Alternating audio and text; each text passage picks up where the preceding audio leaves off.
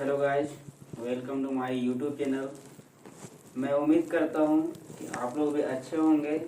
तो मैं आज कुछ अलग टॉपिक के साथ मैं आया हूँ और मैं बताना चाहूँगा कि हमारे देश में दहेज प्रथा का बहुत अन्याय चल रहा है। हमारे समाज में इसका बहुत एक तरह से कहिए गंदा बिहेव की तरह बढ़ाया जा रहा है। दहेज प्रथा हमारे समाज के लिए बहुत अलग तरह से पेश आ रहा है। इससे बहुत मजबूरियां होते जा रही है। जैसा कि ये हमारे देश में दहेज प्रथा को लेकर बहुत लोग पैसे इकट्ठे के नहीं कर पाते हैं, जिसका मतलब ये समझिए कि यहाँ के स्त्री लोगों की जनसंख्या बहुत कम होते जा रही है। इसका भी कारण यही है कि लोग जन्म लेते ही वो लोग सोच लेते हैं कि हमारे देश अगर स्त्री जन्म लेती है तो एक तरह से वो लोग को मन में उसी टाइम पे बैठ जाता है कि 5 या शादी के टाइम इसका विवाह हम कैसे कर पाएंगे। तो दोस्तों, मैं बताना चाहूँगा कि सरकार कितना भी कोशिश कर ले, इसका सॉल्यूशन सरकार नहीं कर पाएगी। इसका सॉल्यूशन करना होगा तो हमें खुद से ये चीज़ को डिसीजन लेना होगा। सरकार तो कुछ समय पहले भी 1961 में ये चीज़ को अपना लागू कर चुके हैं, जो कि 9498 के तहत BA के तहत उसमें आर्टिकल लगाया गया था कि अगर कोई स्त्री का विवाह होने के 7 वर्ष बाद अगर किसी को परेशान किया जाता है तो उसको 5 साल की सज़ा और 15,000 का जुर्माना लगाया जा सकता है। तो बहुत सारे तकनीक लगा चुके हैं सरकार, तो कुछ नहीं हो पाएगा। अगर हम लोग खुद से नहीं चाहेंगे तो ये समाज आगे नहीं बढ़ सकते हैं। आज हमारे झारखंड में स्त्री लोगों की संख्या 1000 लड़के पे 949 लड़कियां हो गई है। यानी समझिए कि 51 लड़के बिना शादी के रह जा रहे हैं। इसका भी कारण कहीं ना कहीं हम ही लोग के ऊपर डिपेंड करता है। अगर इस तरह से आगे समाज चलते रहे तो आगे आने वाले दिन में स्त्रियों की संख्या बहुत कम होते जाएगी।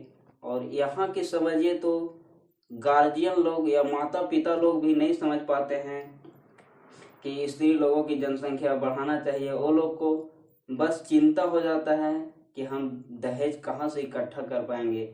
मेरे भाई, आप लोग से मैं कहना चाहूँगा कि दहेज के लिए आप पैसे की चिंता मत कीजिए। बस आप ये सोचिए कि स्त्री लोगों को बस हम एक अच्छे मुकाम तक, जो जहाँ तक आप पहुँचाना चाहते हैं, बस आप वहाँ तक पहुँचाने का संकल्प लीजिए।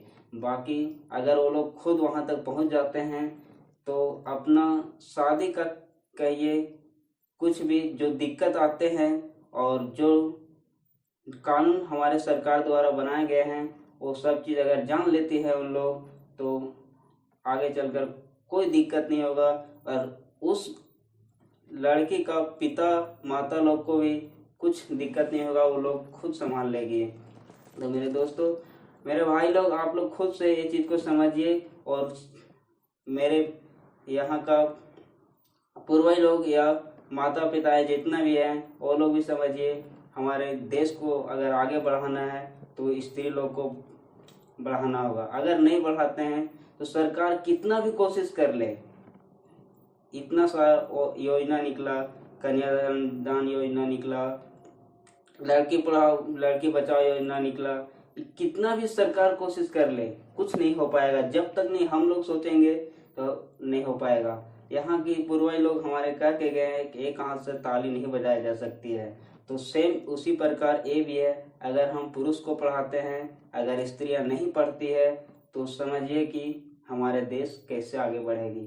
तो मेरे दोस्तों, बस यहाँ मैं यही कहना चाहूँगा कि अगर देश को बचाना है, अगर समाज को सुरक्षित रखना है, आप खुद से सोच के देखिए।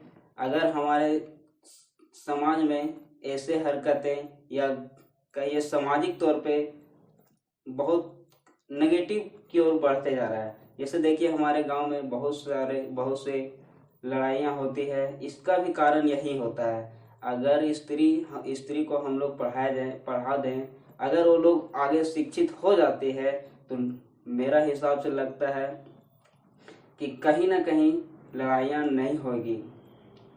तो मेरे दोस्तों, आज मैं इतना ही कुछ सजेस्ट करना चाहूँगा। बस आपसे यही विनती है कि आप लोग वो लोग को शिक्षित करने का कोशिश कीजिए, और जहाँ से जहाँ तक आपको लगे, बस आप सोचिए, दहेज का चिंता मत लीजिए। उसका चिंता आप उसको पढ़ाने में, या अपना जहाँ तक वो पढ़ना चाहते उस मुकाम तक पहुँचाने का कोशिश कीजिए। दहेज अपने आप आपका समझिए तो एक तरह से सबका सॉल्यूशन हो जाएगा, उसका चिंता मत लीजिए। तो थैंक यू दोस्तों, मैं इतना ही कुछ कहना चाहूँगा। भाई, आप लोग बस सपोर्ट कीजिए और मेरा चैनल को ज़्यादा से ज़्यादा शेयर कीजिए। Thank you. जय हिंद।